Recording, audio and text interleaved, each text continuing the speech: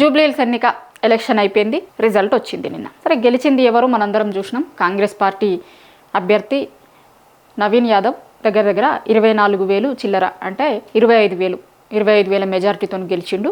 Maganti Sunitha 25,000 majority తక్కువ వచ్చింది ఆమెకి. ఇక బీజేపీ వాళ్ళకి డిపాజిట్ కూడా రాలేదు. పోయినసారి ఎన్ని నోట్లు అయితే వచ్చినాయో దానికంటే ఇంకా ఈసారి తగ్గినాయి. పోయినసారి 24,000 చిల్లర వస్తే వాళ్ళకి ఈసారి 17,000 చిల్లర వచ్చినాయి. ఇది 3 పార్టీల పరిస్థితి. అయితే నిన్న ఎలక్షన్ రిజల్ట్ వచ్చినప్పటి నుంచి ఒక చర్చ అయితే బాగా జరుగుతుంది తెలంగాణలో. అసలు జూబ్లీహిల్స్లో గెలిచిందెవరు, ఓడిందెవరు?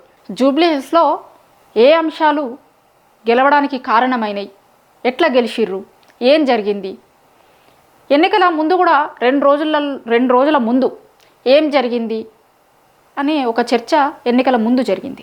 ఇప్పుడు రిజల్ట్ వచ్చిన తర్వాత తెలంగాణ వ్యాప్తంగా మొత్తం ఒక చర్చ అయితే ఏం జరుగుతుంది అంటే, అసలు ఎట్లా గెలిచింది కాంగ్రెస్, బీఆర్ఎస్ ఎట్లా ఓడిపోయింది, ఈ చర్చ జరుగుతుంది. అయితే దాంట్లో చాలా ఇష్యూస్ ఉండుండొచ్చు. కాంగ్రెస్ గెలవడానికి ఎన్ని ఇష్యూస్ ఉన్నాయి, బీఆర్ఎస్ ఓడిపోవడానికి ఎన్ని ఇష్యూస్ ఉన్నాయి అనే దాంట్లోకి నేను పోతలేను. కానీ కొన్ని ఇష్యూస్ జనాలలో ఉన్నాయి, జనాలు మాట్లాడుకుంటున్న వాటి మీద మాట్లాడదాము అని. అయితే కాంగ్రెస్ పార్టీ మీద విపరీతమైన వ్యతిరేకత ఉంది.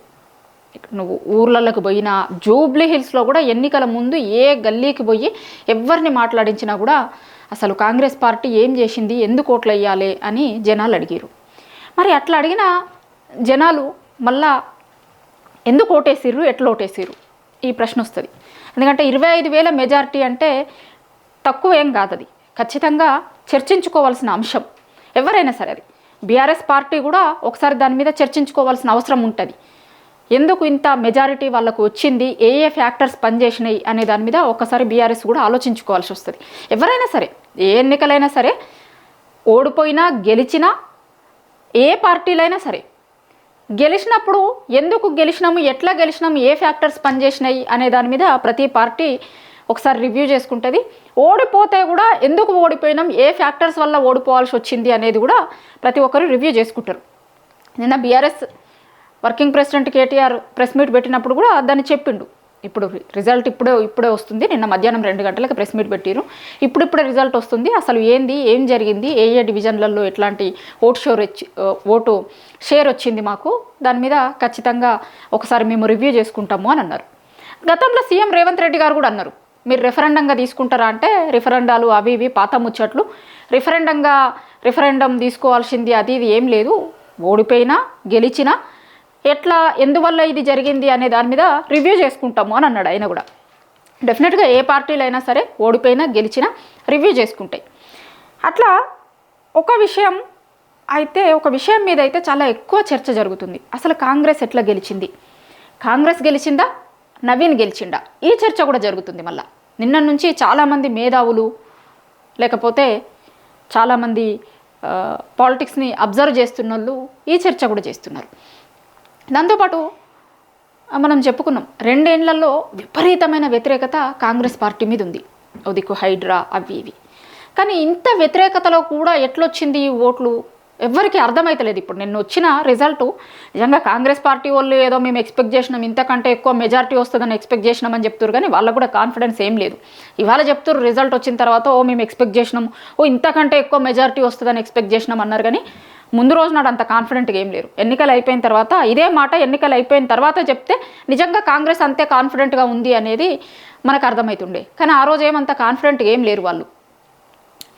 ప్లస్ వాళ్ళు చాలా ఎగ్జిట్ పోల్లలో కాంగ్రెస్కి కొంత ఎడ్జ్ చూపించినా కూడా ప్లస్ ఆర్ మైనస్ ఉంటుంది. అది అన్ని సర్వేలలో దగ్గర దగ్గర 3-5% ఎడ్జ్ చూపించారు. 3-5% అంటే అది ప్లస్ కావచ్చు, మైనస్ కావచ్చు, ఏమన్నా కావచ్చు. పైగా అక్కడ ఇంకొక ఇష్యూ ఉండే, సైలెంట్ ఓటర్లు ఎటు దిక్కేసిర్రు అనేది ఒక కన్ఫ్యూజన్ దాంతో ఉండే కాంగ్రెస్ పార్టీ కూడా. కాబట్టి అంత కాన్ఫిడెంట్గా ఏం లేదు. ఎన్నికలు అయిపోయిన తెల్లారి ఆ రోజు అంత కాన్ఫిడెంట్గా ఏం లేదు, అట్లేం చెప్పలే.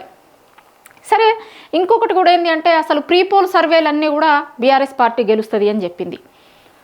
ప్రీపోల్ సర్వేలు కూడా ఎన్నికల ముందు రోజు వరకు చేసినవి అవి సర్వేలు.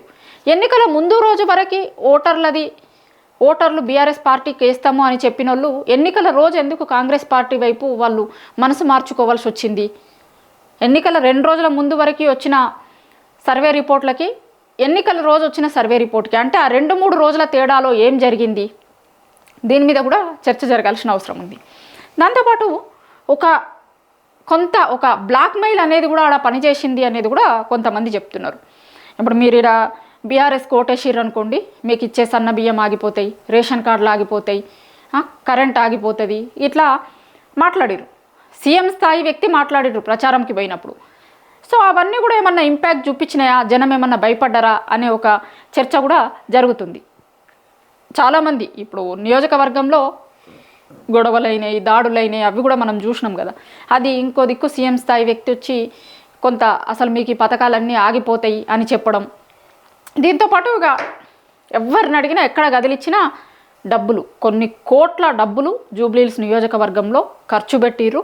కొంత డబ్బులు, చీరలు, కుక్కర్లు, ఇట్లా చెప్పుకుంటూ పోతే చాలా ఉన్నాయి. విపరీతంగా డబ్బు ఖర్చు చేసింది అనేది ఇంకో చర్చ చూసినాం మనం. చర్చ ఏముంది, నేనే చాలా చోట్ల ఎలక్షన్ రోజు పోయినప్పుడు చాలామంది ఓపెన్గానే చెప్పిర్రు, చీరలు ఇచ్చిర్రు మాకు అని, పైసలు ఇచ్చిర్రు మాకు అని. అట్లా చాలా చోట్ల ఆ ప్రభావం అది కూడా పనిచేసింది అనేది మనకి చాలా స్పష్టంగా నిన్న వచ్చిన రిజల్ట్తోని అర్థమవుతుంది మనకి. సో ఒక్కసారి అసలు అంటే జూబ్లీహిల్స్లోనే కాదు, మొత్తం తెలంగాణ వ్యాప్తంగా కూడా కాంగ్రెస్ పార్టీ మీద విపరీతమైన వ్యతిరేకత ఉండే. అసలు ఇప్పుడు నిన్న జూబ్లీహిల్స్ ఎన్నికల రిజల్ట్ వచ్చిన తర్వాత వేరే వాళ్ళు, ఇప్పుడు తెలంగాణలో ఉన్నోళ్ళు, పక్క నియోజకవర్గం వాళ్ళు, అరే ఎట్లేసారు అసలు కాంగ్రెస్ పార్టీకి ఓట్లు అనే కూడా చర్చ కూడా జరుగుతుంది. ఇంత హైడ్రా, ఇంకొకటి ఇంత ఉన్నది, అసలు వాళ్ళు చేస్తామన్న పథకాలు ఏమీ చెయ్యలేదు, ఏమీ కాలేదు, అసలు ఎట్లేసారు అసలు జూబ్లీహిల్స్ ఓటర్లు, ఇట్లాంటి తీర్పు ఎందుకు ఇచ్చిర్రు, ఇట్లాంటి తీర్పు ఎట్లా వచ్చింది అనే ఒక చర్చ కూడా జరుగుతుంది. సరే, ఇప్పుడు ఓటర్లు ఇచ్చిన తీర్పు అంతిమంగా ఎప్పుడైనా సరే ఒక్క ఓటుతో గెలిచినట్టే. ప్రజాస్వామ్యంలో ఓటర్లు ఇచ్చే తీర్పే అంతిమంగా ఉంటుంది. ఒక్క ఓటుతో గెలిచినా కూడా వాళ్ళు గెలిచినట్టే అవుతుంది. చాలా సందర్భాలలో సింగిల్ డిజిట్తో గెలిచిన వాళ్ళు ఉంటారు, డబల్ డిజిట్తో గెలిచిన వాళ్ళు కూడా ఉంటారు. ఒక్క ఓటుతో గెలిచినా కూడా గెలిచినట్టే, ఎందుకంటే ఆ ఓటర్లు ఓటేసి గెలిపించినారు కాబట్టి ప్రజాస్వామ్యంలో అది అట్లనే ఉంటుంది. సో నిన్న రిజల్ట్ వచ్చిన తర్వాత, కాంగ్రెస్ పార్టీ గెలిచిన తర్వాత తెలంగాణ వ్యాప్తంగా జరుగుతున్న చర్చ అయితే ఇది. గెలిచిన వాళ్ళు ఎట్లా గెలిచిర్రు, ఓడిపోయిన వాళ్ళు ఎందుకోసం ఓడిపోయిర్రు, అసలు ఏం జరిగింది, ఏ ఫ్యాక్టర్స్ పనిచేసి ఉంటాయి జూబ్లీహిల్స్లా, ఇప్పుడు దీని మీద చాలా పెద్ద ఎత్తున చర్చ జరుగుతుంది తెలంగాణలో.